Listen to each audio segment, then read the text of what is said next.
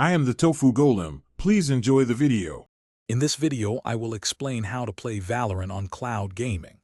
Cloud gaming allows you to stream games from powerful remote servers directly to your device.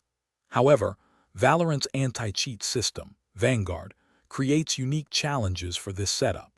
Many popular cloud gaming platforms do not officially support Valorant due to these technical hurdles. A robust and stable internet connection is always essential for any cloud gaming experience.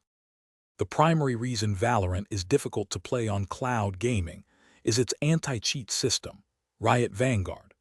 Vanguard is designed to detect and prevent the game from running in virtual machine environments, which are commonly used by many cloud gaming services.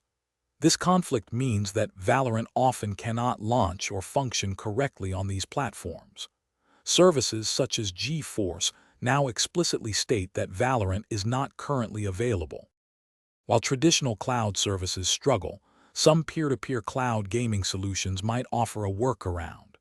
These services aim to connect you to a physical remote PC rather than a virtual machine, which can potentially bypass Vanguard's detection.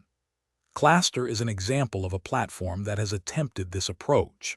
However, it is important to note that performance, including frame rates and latency, can be highly variable and often imperfect.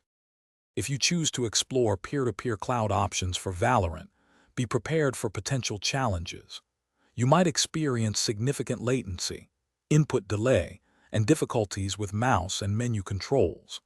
For the most competitive and reliable experience, a dedicated gaming PC remains the optimal choice.